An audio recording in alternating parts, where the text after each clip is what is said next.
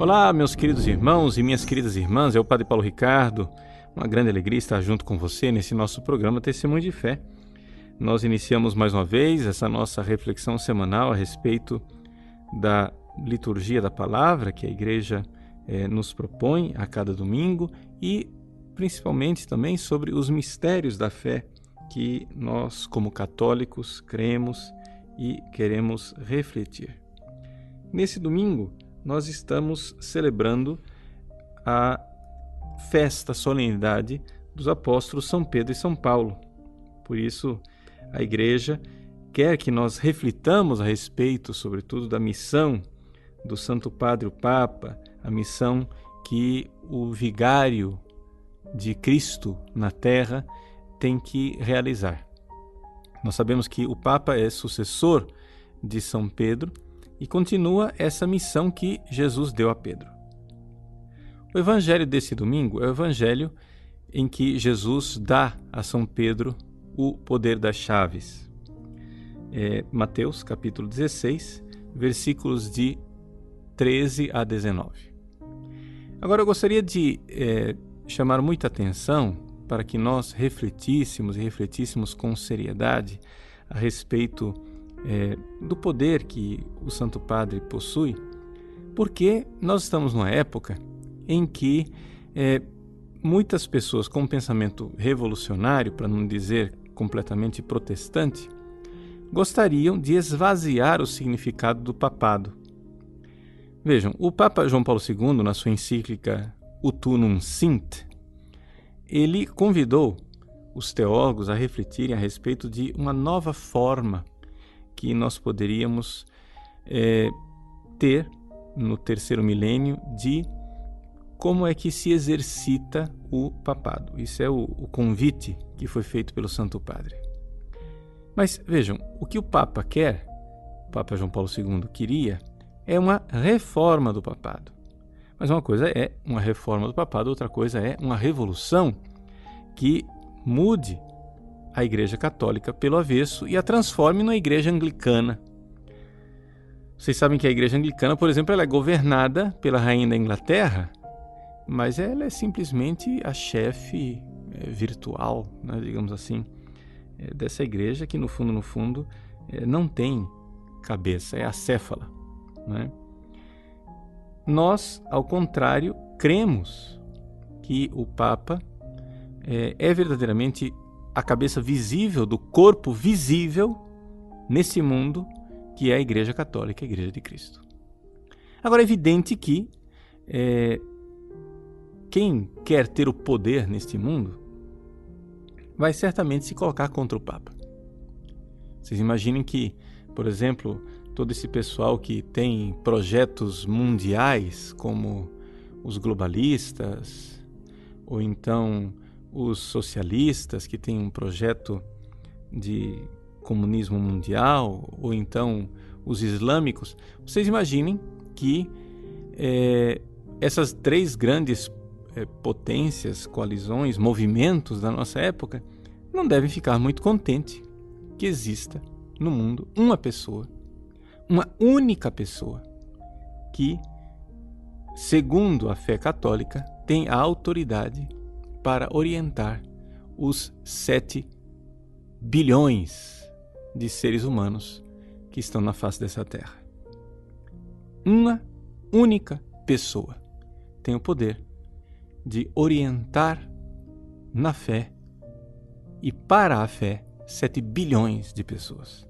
Porque o poder do Papa é dado por Nosso Senhor Jesus Cristo para governar os católicos, 1 bilhão de católicos no mundo, mas também para trazer os restantes 6 bilhões que ainda não são católicos para a fé verdadeira, porque é isso que Jesus deseja.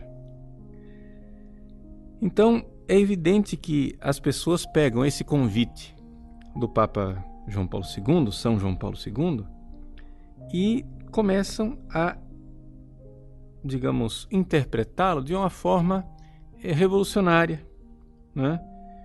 Que o Papa ele tem uma missão temporária, ele é só um chefe moral, né? Ele só tem um novo modelo pontifício, digamos assim, onde ele, na verdade, é simplesmente o chefe de um colegiado, não exerce nada sozinho, ele não tem o verdadeiro poder universal. Bom, o fato é o seguinte, gente. Se nós queremos ser católicos, nós temos que crer naquilo que já foi definido, não é? Como dogma infalível da Igreja Católica. Nós não podemos agora fazer uma reforma do papado que signifique não crer mais naquilo que já foi definido solenemente, de forma infalível, pelo Concílio Vaticano I. Por isso, ao nós celebrarmos esse dia do Papa, eu gostaria então de propor para vocês uma leitura, né, daquilo que é o documento principal, a Pastor Aeternus, que é a Constituição do Concílio Vaticano I, em que foi proclamada a infalibilidade papal. Essa Constituição ela foi promulgada no dia 18 de julho de 1870.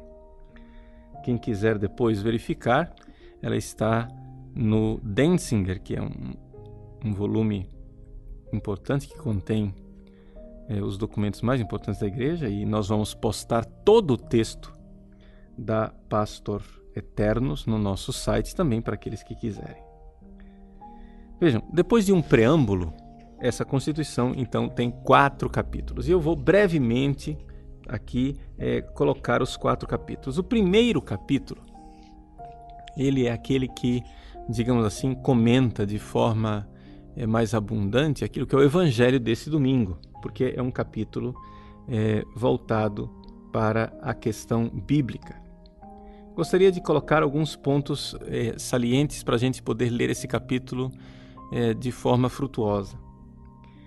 Primeira coisa, nós vemos com toda clareza que São Pedro é o primeiro dos apóstolos. E ele sobressai sobre todos os outros 11 apóstolos, e isso sem dúvida alguma. Vejam, no Novo Testamento, né, nos Evangelhos e nos Atos dos Apóstolos, sobretudo, os apóstolos em conjunto são citados 130 vezes. São Pedro sozinho é citado 195 vezes. Só pela frequência com que São Pedro é citado, você já compreende, então, como ele evidentemente é o primeiro dos apóstolos. Não somente, na lista dos 12 apóstolos, que está contida em Mateus 10, em Marcos 3, em Lucas 6, em Atos, capítulo 1, Pedro é sempre o primeiro da lista. E não somente isto, ele é o primeiro da lista com o título de primeiro, não é? Primeiro. Então, essa realidade a gente vê. Jesus privilegiou Pedro, ele tinha sempre consigo 3 discípulos prediletos, Pedro, Tiago e João. João era o predileto de coração, mas Pedro é sempre escolhido de forma especial, de forma inconfundível, para ter um lugar de primazia. Você vê, por exemplo, que Jesus, quando escolhe um lugar para morar, ele mora na casa de Pedro, Marcos capítulo 1, versículo 29. Depois ele sobe no barco de Pedro para pregar, Lucas capítulo 5, versículo 1. Depois ele concede a Pedro que caminhe sobre as águas. É Pedro, junto com ele, que paga os impostos. Ele dá a Pedro revelações íntimas, que somente a Pedro. E depois em Lucas capítulo 22, Jesus, no versículo 21, diz assim, que Pedro deve confirmar os seus irmãos. E isso na última ceia, Jesus garante a São Pedro que irá rezar por eles. Eu, porém, orei por ti. Existem duas passagens do Novo Testamento em que se diz que na ressurreição de Jesus, Jesus apareceu especialmente, individualmente a Pedro. Lucas capítulo 22, versículo 34 e 1 Coríntios 5, versículo 5. Então, Jesus muda o nome de Pedro, não fez isso com nenhum outro discípulo. E aqui ele dá esta primazia a Pedro, né? Nós vemos também que, por exemplo, no final do Evangelho de São João, quando Jesus já vai subir aos céus, no capítulo 21, ele então confere o primado que ele já havia anunciado no Evangelho desse domingo. No Evangelho desse domingo, Jesus diz assim a Pedro: tu és a rocha, né? Tu és pedra, e sobre essa pedra edificarei. Edificarei é promessa de futuro, porque eu vou conferir a você o primado, né? E quando é que Jesus conferiu esse primado? Foi depois da ressurreição, no capítulo 21 de São João, em que Jesus pergunta a Pedro 3 vezes: tu me amas? Então apacenta as minhas ovelhas. Tu me amas? Apacenta as minhas ovelhas. Tu me amas? Apacenta as minhas ovelhas. Todo mundo, quando comenta esse evangelho, se lembra do tu me amas, mas esquece de que Jesus está conferindo a Pedro um primado, né, dizendo: apacenta as minhas ovelhas. Então a passagem do evangelho deste domingo, em que Jesus diz: tu és Petrus, tu és Pedro, ali nós vemos que Jesus usa 3 símbolos para falar de São Pedro. O primeiro é a rocha, né? Essa ideia da rocha é aquela ideia de construir a casa sobre a rocha, como está em Mateus 7, versículos 24 a 25, o homem que constrói a casa sobre a rocha. Então a igreja aqui é comparada com uma casa que é bem construída em cima dessa rocha, que é Pedro. O segundo símbolo é o símbolo das chaves, as chaves da cidade, que significa um poder, digamos assim, de regente, de mordomo de uma casa de um rei, não é? Ou seja, uma casa régia, não é? Se vê, por exemplo, em Isaías capítulo 22, versículo 21, que Eliaquim substituiu um prefeito indigno, não é? E se diz assim: et dabo clavem domus David super humero meius. Ou seja, eu darei a chave da casa de Davi sobre o seu ombro. Então, essa realidade de reger a casa construída sobre a rocha, é número 1. Número 2, reger a casa com a chave. E a terceira metáfora que é usada é ligar e desligar. Isso aqui é tirado da linguagem rabínica, onde esses 2 poderes, o poder de proibir, ligar, e o poder de permitir, desligar, no campo doutrinal, era usado pelos rabinos para a interpretação da lei mosaica. Mas também no campo disciplinar, né? Para condenar uma atitude, ligar, ou para absolvê-la, desligar. Então aqui nós vemos a realidade do poder pontifício sobre fé e sobre a moral. Então, Jesus confere esse primado a Pedro, e Pedro exerce esse primado. E a gente, olhando para a história da igreja, vê que este primado não parou com Pedro. Esse é o capítulo 2 da Constituição Pastor Eternus, onde o primado de São Pedro, ele se perpetua nos Romanos Pontífices. Se nós formos olhar na história da igreja, nós veremos que claramente, Pedro exerce este primado, ou seja, o Papa. Nós vemos, por exemplo, a primeira manifestação disso, a chamada Epifania do poder pontifício, é a chamada Prima Clementes, a primeira carta de São Clemente, dirigida aos Coríntios, no ano de 90 depois de Cristo, portanto ainda no primeiro século, o apóstolo João ainda está vivo, e o Papa Clemente exerce o poder pontifício sobre uma outra diocese, em Corinto. Ele está aqui em Roma e ele está lá cuidando das coisas em Corinto, né? E a gente vê isso com toda clareza.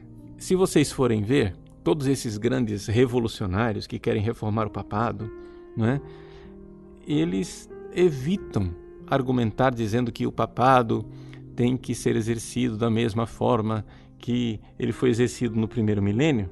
Sabe por quê? Porque eles sabem perfeitamente que é uma furada, ou seja, no primeiro milênio os papas exerciam o papado de uma forma muito clara. Vocês vejam, por exemplo, São Leão Magno.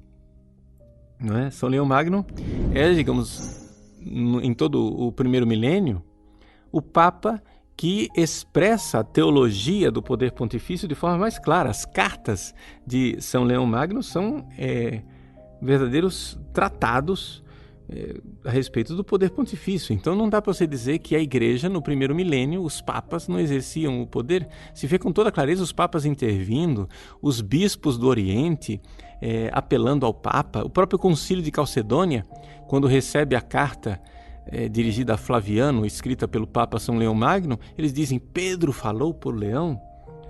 Então é aquilo que diz São Leão Magno, que assim como permanece aquilo que Pedro creu em Cristo, assim permanece também aquilo que Cristo instituiu em Pedro.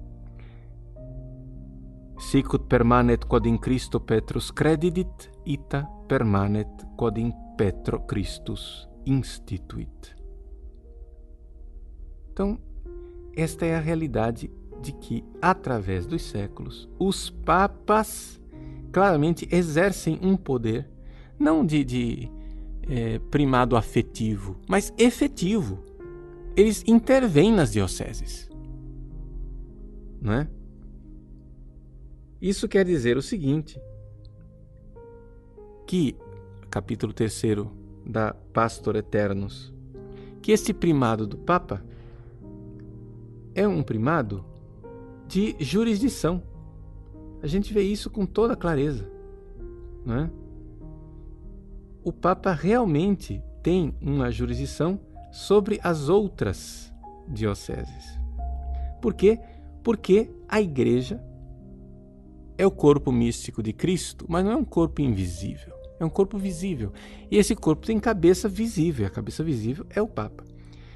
Quem quiser se aprofundar nisso, olhe, por exemplo, a encíclica Mystici Corporis do Papa Pio XII, né? Onde o Papa Pio XII desenvolve com toda clareza aquilo que São Paulo fala na carta aos Efésios e na carta aos Colossenses, né? Esse corpus mysticum codest ecclesia. Bom, se a gente olha então para a igreja como um corpo visível e jurídico, nós temos que então entender que não é possível que uma igreja como sociedade, não é visível aqui nessa terra, ela não tenha um direito e não tenha alguém que governe esta realidade. E Nosso Senhor não deu este governo da igreja, não é? A uma coletividade democrática, mas deu esse poder de jurisdição ao Papa, não é? Também porque nós sabemos muito bem que o Papa, ele não tem somente o poder de ordem, ele tem o poder de jurisdição. E existe uma verdadeira hierarquia, ou seja, os bispos, os nossos bispos, eles receberam o poder deles diretamente de Cristo. Os bispos não são vigários do Papa. Mas existe uma grande diferença entre um bispo e o Papa. A diferença é a seguinte: o Papa deve responder àquilo que ele faz, daquilo que ele faz, diante de Deus somente. Ele é responsável diante de Deus. Enquanto o bispo é responsável diante de Deus e do Papa. Ou seja, o bispo ele tem que dar realmente satisfação ao Papa, porque o Papa tem um poder recebido diretamente de Cristo para olhar como é que está sendo exercida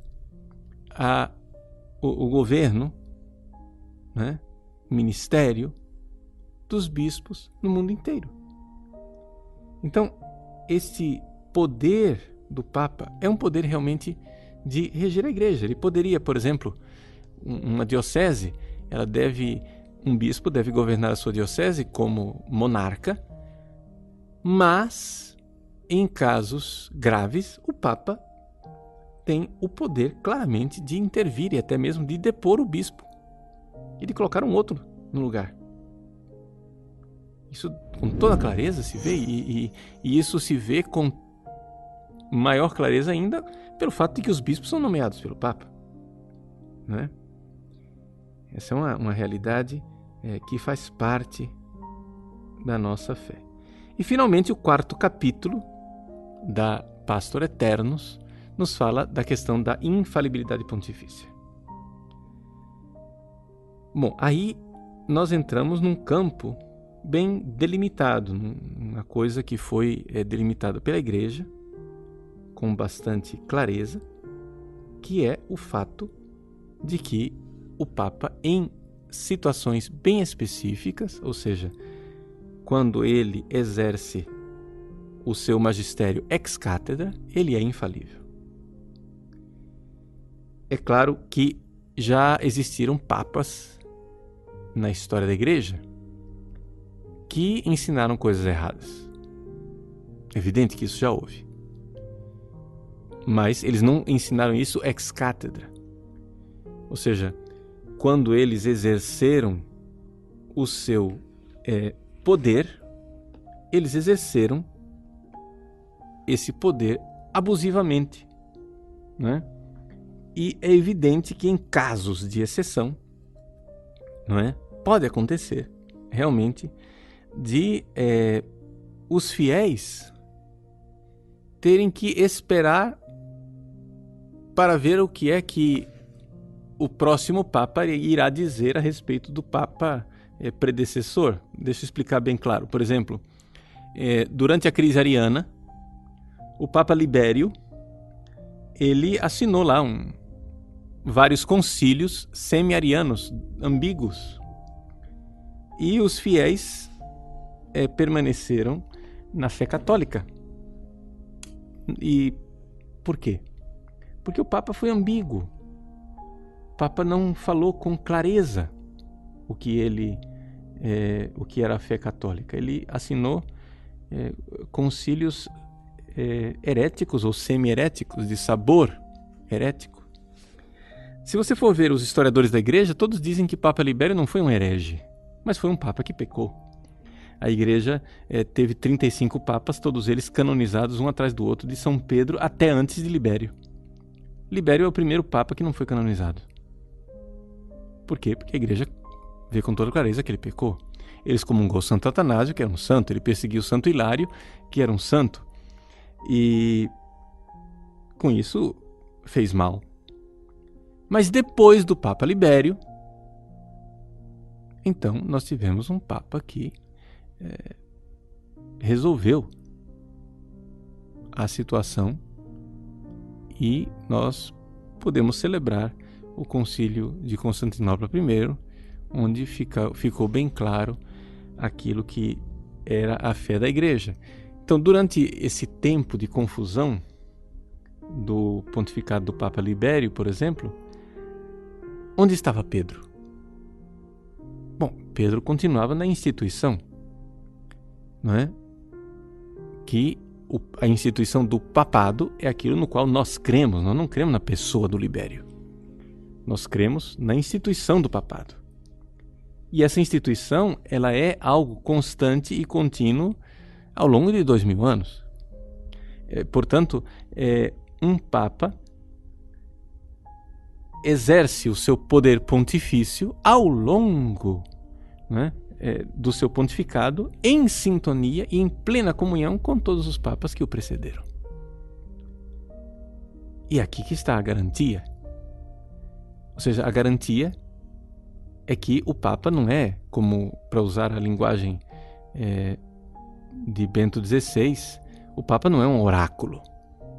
E nem o Papa é o fundador de uma nova igreja. O Papa, ele é o servo de Deus. São Leão Magno usa essa expressão com toda clareza, que ele é um indigno herdeiro de uma herança divina e extraordinária. E isso é muito bonito. Então, nós, neste dia do Papa, dia da solenidade de São Pedro e São Paulo, queremos renovar a nossa fidelidade ao sucessor de Pedro, concreto e visível, que é o Papa Francisco. é o dia de nós dizermos com alegria: viva o Papa! É o dia de nós dizermos: sim, eu permaneço em comunhão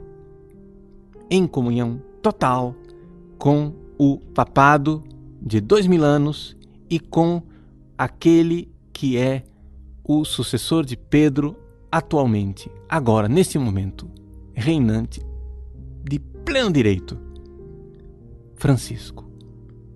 Jorge Mário Bergoglio, eleito sucessor de Pedro, sucessor do apóstolo Pedro, é nele, na pessoa dele, que nós colocamos o nosso olhar, nós colocamos com toda clareza a nossa devoção filial. Nós precisamos e devemos ser devotos do Papa. Precisamos amar o Papa e não somente amá-lo afetivamente, amá-lo efetivamente. Nos últimos tempos, de alguma forma, a gente vê que existe uma tendência de as pessoas não amarem o Papa enquanto aquele que é o detentor do papado, mas querem amar o Papa por alguma característica pessoal. Isso é uma coisa que aconteceu um pouco depois do Vaticano II. A gente vê, por exemplo, que houve uma crise do papado durante o pontificado de Paulo VI, que essa crise digamos assim, foi marcada claramente pelo ano de 1968, quando Paulo VI assinou a encíclica Humanae Vitae. Infelizmente, houve tantas contestações na história da Igreja recente de pessoas contrárias ao Papa, pessoas que falaram claramente contra Paulo VI.